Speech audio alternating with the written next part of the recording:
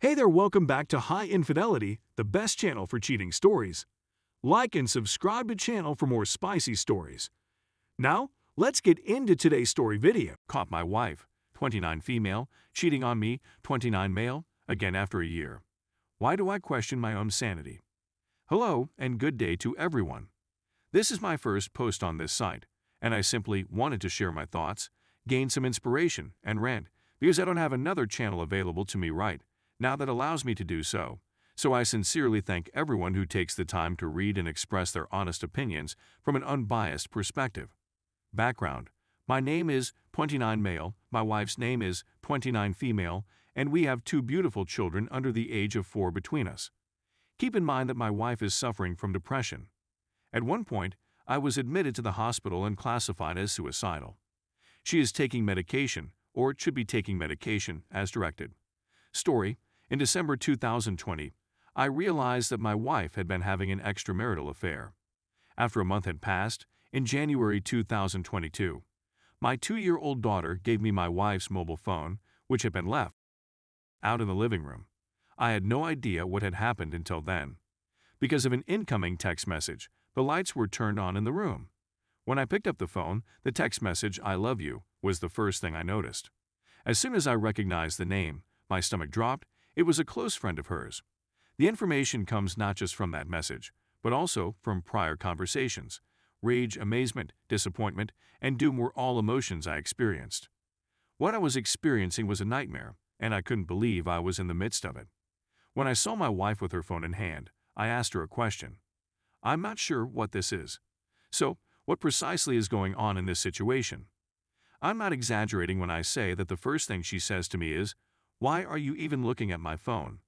As a consequence of this, I felt even more irritated. It was impossible for me to accept what she had said. She didn't show any sorrow until much later in our conversation, which was unusual. But now that I think about it, I'm not so sure. Her apologies was not sincere, as shown by the fact that I had to coerce it out of her mouth. Even yet, it's not the way I would act if I were in her circumstances, and I hope she understands that. In any case, she tells me her side of the story and admits that she had contact with this individual on a number of different occasions. She went on to say that she was really depressed and unhappy at home, and that I was not giving her with what she needed, nor was I genuinely listening to her for a period of time. In general, she claimed to be the victim, blaming me for her actions and claiming that I was to blame. Of course, knowing what I know now, I had no clue how to react, so I just shrugged my shoulders and took the blame. I was quite resentful of myself for her cheating. Disaster and heartache aren't inadequate words to convey how I felt at the time, nor can they adequately explain how I feel even now, just thinking about it. I would never want this kind of behavior on anybody else. It took approximately a month for me to decide to continue our relationship and pursue reconciliation, and the only way it could work was that she stopped the affair and blocked this individual from all social media platforms, messaging apps, and other such services. This wrecker of our home and our family must be removed from our abode and our family. Me, who was there when she called and blacklisted him from all social media networks, was witness to her deeds. After a year has gone, and despite the fact that there have been some bumps in the road, I have the sensation that things are beginning to improve. Couples therapy sessions were held once a week for around 6 to 7 months with the couples therapist. We concluded the classes with the impression that we no longer need them, and we immediately began putting what we had learned into practice. It is presently Saturday morning in the month of February 2022, and the date is February 2022. In order to provide our cat with some food, I got out of bed around 5:30 a.m. When I returned to our bedroom, I saw that her phone was still on the nightstand next to her. I immediately called her. Because it was AP account, I wanted nothing more than to put the phone down and go back to sleep, until I saw it was my own account. When I first saw what I was experiencing, I couldn't believe what I was seeing. When I first woke up in the morning, I thought this was nothing more than a nightmare come to reality. I didn't read all of the texts, since there were more than enough for me to go through. Suddenly, everything that I had believed had finished a year earlier flashed before my eyes like a burst of lightning.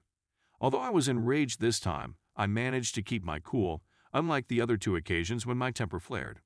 After I roused her, I said her, "What is the name of this individual? As a result, what really is happening in this?" Circumstances unclear. She didn't say anything for another 5 to 10 minutes after that, according to my estimation. The room was deafeningly silent. She then goes on to describe it in more detail a second time after that. Not only was she not happy, but she was also depressed, and she couldn't seem to shake the emotions she had for this specific guy. Just to make sure I was still alive, he reached out to me to see if everything was well with my family. As a result of my inability to trust her, she said things I couldn't believe. When I was given a second opportunity, the sliver of faith I had left in her was spat back in my face by the universe. She didn't show any remorse for what she had done immediately away. As part of her attempt to portray herself as the victim, she justified her actions by claiming that it was my fault since we had decided that we didn't need to continue couples counseling after 6-7 months. When I returned, I said that I had spent 30 minutes in the fresh air at the moment. I'm looking at getting a divorce. It is impossible for me to torture myself endlessly despite the fact that I still adore you. As a result of that experience, I've been experiencing self-doubts. In my whole life, there has never been a time when my self-esteem has been worse than it is right now. For the simple reason that I was reared in this manner, I consider marriage to be essential. As a consequence, we're now in the process of retaining an attorney to aid us in preparing for the impending separation. I'm still taking it all in, reaching out to my pals for support and so on. However, in the case of our divorce, I would like to inform her family of the grounds for our separation, rather than her attempting to conceal the facts. But what are your thoughts on this? Is it wise for me to go ahead and do it? I feel obligated to ensure that they do not fall for any deception she may spread in order to further her own objectives by spreading incorrect information. 1.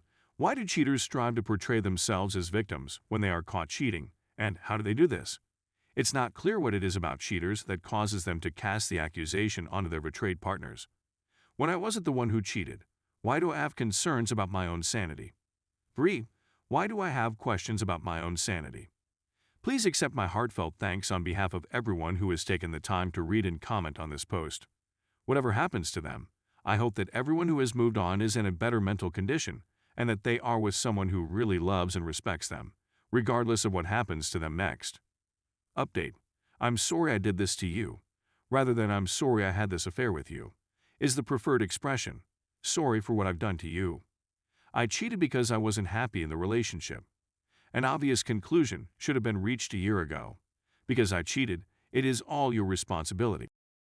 If you had treated me correctly, we wouldn't be here now. All of my wife's comments are taken directly from her conversation with me.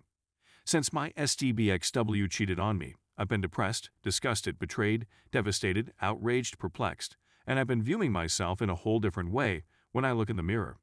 There is no sense of remorse, empathy, or concern. You would be amazed at how easily cheaters can convince and surround themselves with friends who just help to fuel their cancerous habit by telling her that cheating was the only choice for getting out of a relationship she was unhappy with.